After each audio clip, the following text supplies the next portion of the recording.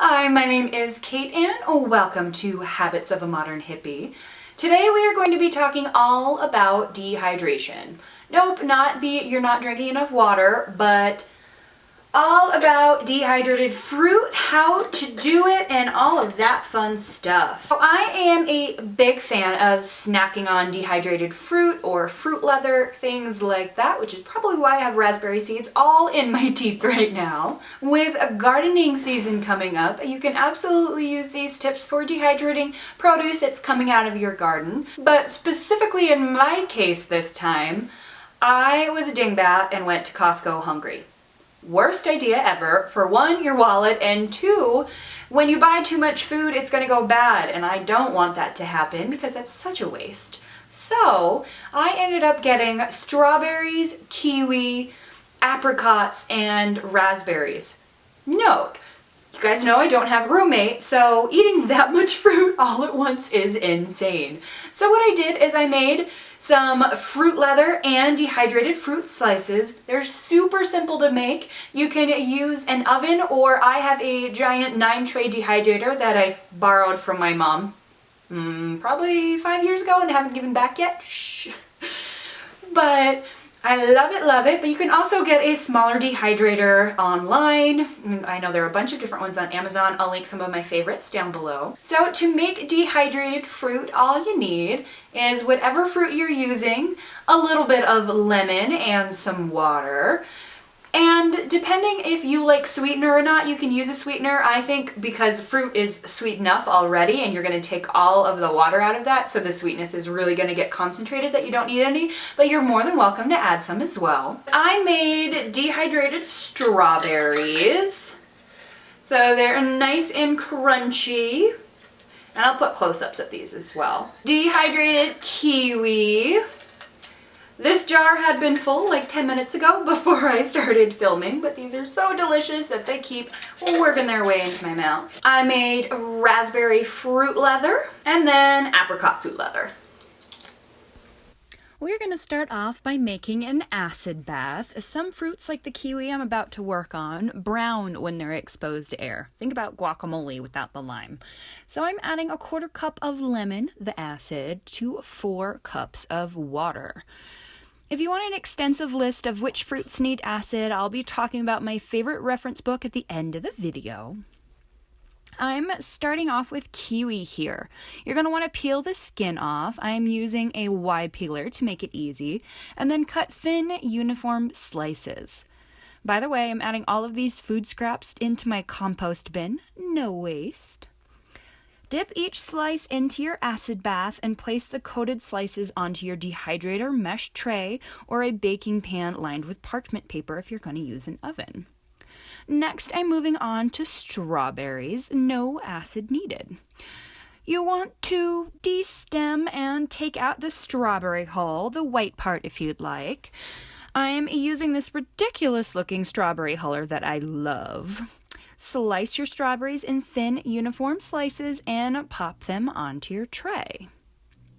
Next, moving on to fruit leathers.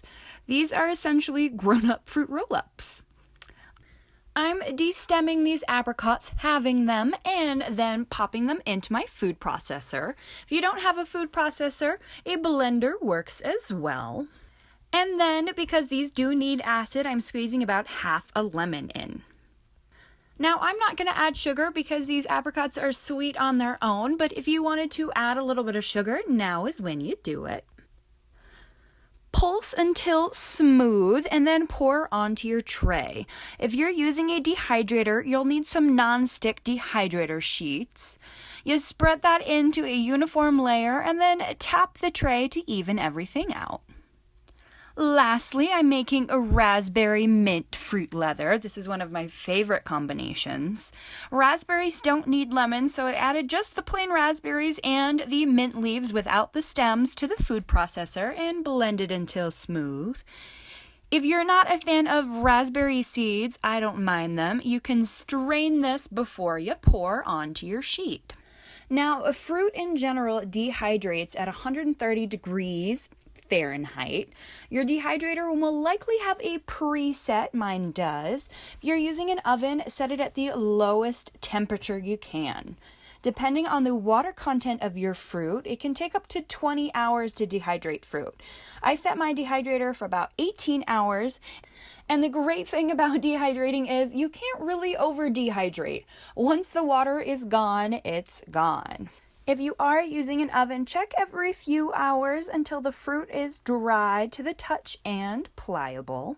After you've tested your fruit to make sure it's ready, aka it is dry all the way through, still a little bit pliable, and you can easily peel it off the sheet. Go ahead and let it cool and transfer into mason jars. With the fruit leather, you can use a pair of kitchen shears and literally just cut it up like you would a piece of paper. I store that in mason jars as well. I added in all the cooking times and temperatures as we were going along with those super simple recipes. But one thing that I could not live without is this book. It is the Dehydrator Bible.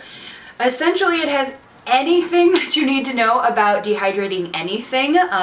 It has temperatures, which foods need acids, which foods don't, a bazillion and a half, includes over 400 recipes. But yes, this is a really great reference book. As you can see, I'm not big into recipes because I make my own and I'm horrible at actually following them. There is so much great information in here about how to store everything, all of that. So if you have any questions about dehydrating, this book is great.